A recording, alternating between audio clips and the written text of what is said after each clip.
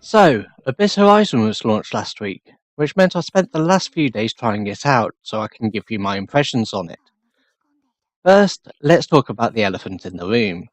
Kantai Collection Arcade, the game this will be compared to. Well, it looks a lot like it. It plays a lot like it. However, there are several differences to this game, and those differences are important. So let's not pretend this has not been influenced by KC Arcade, and hasn't taken a lot from it.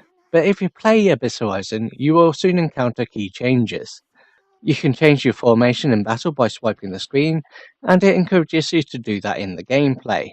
When you are under attack, the UI will change to one with a series of emergency countermeasures, and there have been many quality of life changes. Knowing when you can use attacks in combat, resource management in crafting, where you don't have to keep track of all different kinds of resources, and it does seem they have removed the requirement to repair ships when they take damage. There are old screenshots with the main screen having a repair dock feature, but this has now been replaced with the feature called Vacation, whatever that is. On the maps, you do get different types of missions. You get your basic destroy an enemy fleet, to a more fun race your fleet through a map and gather these barrels, and you are encouraged to change your fleet formation to select more barrels as you go through it, and you have to beat a time limit as you go through the map. There are other maps which have you searching through the map to find enemy fleets and then engage them and destroy them, to the boss battle maps, and each map has its own set of fun things to do, as well as having its own set of frustrations.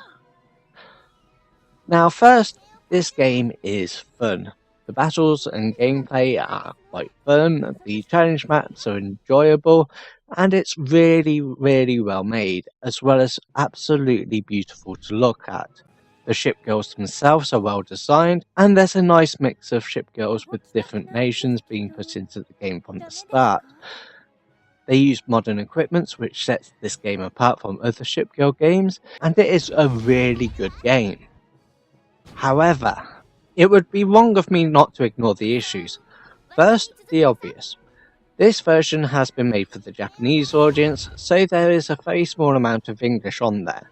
So you'll be using the Discord for translations and waiting for the wiki to get off the ground. In the meantime, prepare to be confused as to what's going on and not really too sure about what you're doing. There is, however, a very good tutorial with this game, and it does a lot of hand-holding, so you can really get to grips with it and figure out things fairly easily on your own. But in some situations, the language barrier will be an issue. For example, there are extra quests on the map, and those do have specific requirements, and that needs you to be able to read what those requirements are. Second, crafting materials. You need to do 2 crafts a day for the dailies, and yet in the early stages of the game, there doesn't seem to be an easy way to get those materials back. You can get more through expeditions, but those are unlocked through map progress, and you also lose a fleet for that period of time. Third, enemy action. Firstly, it's annoying to lose your combat UI. If you're trying to take down an enemy fleet within a short period of time, you don't want to lose time because you're getting spammed by enemy attacks and you're stuck on the countermeasures UI. More to the point, a common complaint is that these attacks are almost impossible to avoid. Even though we are put to a screen with countermeasures, they hardly ever do you any good. You have to change formation and hope the emergency evade doesn't steer you straight into the attack. Slam on the brakes to try and avoid torpedoes, try to speed up out of a barrage, and good luck trying to avoid an airstrike. Of course, all of these are minor gripes. As I said, the gameplay is pretty fun, and the game also looks amazing to boot.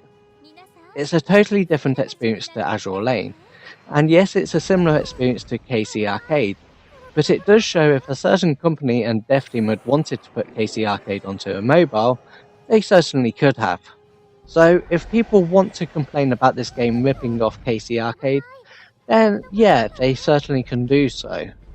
But I, for one, am certainly happy that somebody finally gave us something like Casey Arcade that everybody can play, either on mobile device or on PC if you're running an emulator. So, in closing, I would probably say give it a try. I mean, it's free to play, so you're not going to lose anything from trying it out. I've had fun trying it out myself. So, yeah, if you like these games, give it a whirl. You may enjoy it.